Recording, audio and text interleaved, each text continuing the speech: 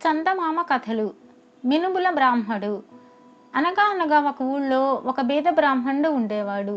ఆ బ్రాహ్మణుడు ప్రతిరోజు పొద్దున్నే లేచి స్నానం జపం చేసి ఎర్రగా రాగి చెంబు తోముకొని ఊళ్ళో యాయవారానికి బయలుదేరేవాడు. ఇల్లిల్లు అడుక్కొని 12 గంటలయ్యేటప్పటికి భుజాన బియ్యం మూట వేసుకుని ఇల్లు చేరుకునేవాడు. బ్రాహ్మణుడి భార్య గయ్యాళి గంప. పొద్దస్తమానము భర్తను ఎందుకో ఒకందుకు వేధిస్తూనే ఉండేది. ఇలా కొంతకాలం జరిగేటప్పటికి ఏమైందంటే, రోజూ వచ్చే బ్రాహ్మణుడే కదా, ఇతనికి బియ్యం ఎందుకని ఆ ఊళ్ళో వాళ్ళు ఒకరిని చూచి ఒకరు అందరూ మినుములు బిచ్చం వేయడం ప్రారంభించారు.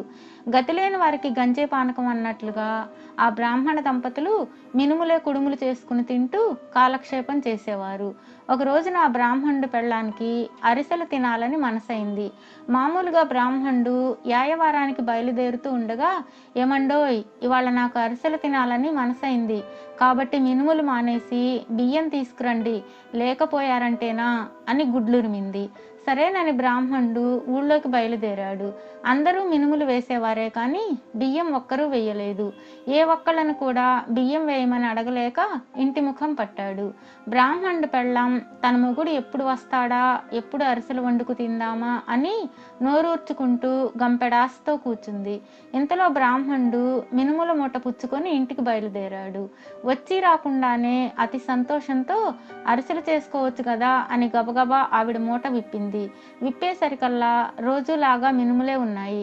దానితో ఆవిడ నరసింహావతారం అయిపోయి పళ్ళు పట్టపట్ట కొరుకుతూ మూలనున్న రోకలు పుచ్చుకొని, బియ్యం తెమ్మంటే తేలేనివాడు, ఏ మగాడివయ్యా, నా మాట అంటే నీకంత చులకనా, ఎవరు తింటారు ఇవన్నీ అంటూ మండిపడటం మొదలుపెట్టింది. పాపం బ్రాహ్మణుడు గుడ్లు మెటకరించి చూడటం తప్ప మరేమీ చెయ్యలేకపోయాడు. ఎన్నాళ్ళ నుండి అరిసెలు తినాలని ఉండి ఇవాళ బియ్యం తెమ్మంటే తేక నాకు అరిసెలు చేసుకు తినే భాగ్యం లేకుండా చేసావు కదా, సరే నీ పని ఏం చేస్తానో చూడు, ఇవన్నీ వండి నీ మొహాన్ని పడేసి తినేదాకా ఈ రోకలు పుచ్చుకొని నీ ఎదుటనే కూర్చుంటాను, తినకపోయావంటే గుండు పగలగొట్టేస్తాను చూడు అంది.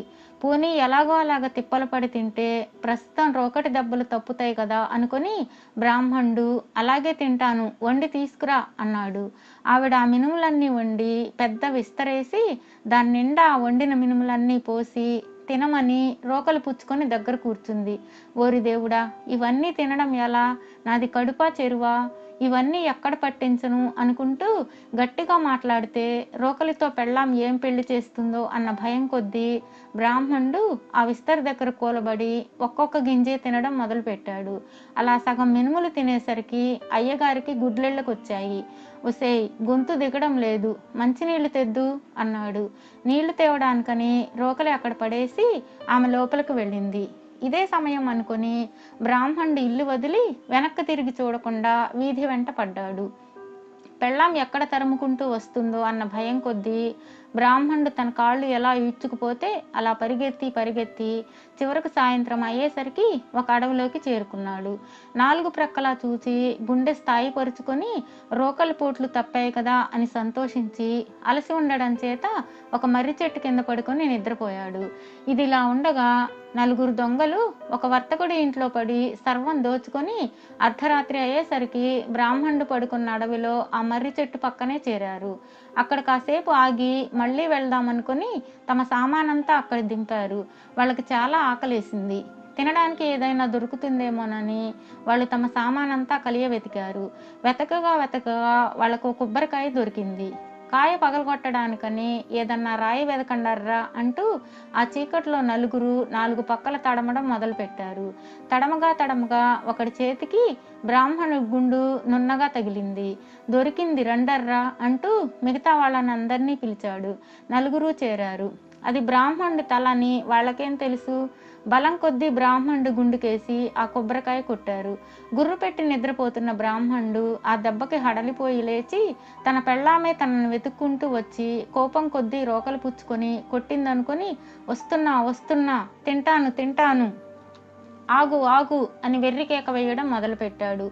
ఆ అరుపులు వినగానే దొంగలు అది దెయ్యమో భూతమో అని వెనక ముందు చూడకుండా వాళ్ళు దోచుకుని తెచ్చిన సామానంతా అక్కడే వదిలేసి పరుగు తీశారు. ఇంతలో తెల్లవార వచ్చింది. బ్రాహ్మణుడు జరిగిందంతా తెలుసుకుని దొంగలు వదిలి వెళ్ళిన పెట్టెలన్నీ నిమ్మళంగా ఒకటొకటే తెరిచి చూశాడు. వాటిల్లో బోలెడని నగలు నాణాలు ఉన్నాయి. భలే అదృష్టం, గుండు చితికేలా దెబ్బతింటే తిన్నాను కానీ ఎంతటి అదృష్టం కలిసి వచ్చిందో అనుకున్నాడు. సరే, అవన్నీ పుచ్చుకొని ఇంటికి బయలుదేరాడు. ఇక అక్కడే ఇంటి దగ్గర ఏమైందంటే, మంచినీళ్ళు తెద్దామని లోపలికి వెళ్ళి పట్టుకొచ్చేలోగా మొగుడు లేకపోయేసరికి, అమ్మ గడుసువాడా, ఎంత మోసం చేశావు, కానీ రాని, ఎప్పటికైనా రాకపోతావా, చూడు రాగానే నీ పని పట్టిస్తా అంటూ దుడ్డు కర్ర పుచ్చుకొని తలుపు వేసుకొని కూర్చుంది. మరి కాసేపటికి తలుపు అంటూ బ్రాహ్మణుడి ఇంటికొచ్చి దబదబా తలుపు బాదాడు.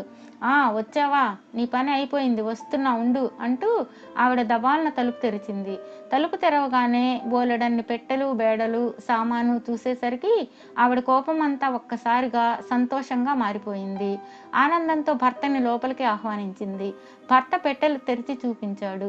దరిద్రం వదిలిందంటూ ఆనాటి నుండి ఆ బ్రాహ్మణ దంపతులు సుఖంగా జీవించారు.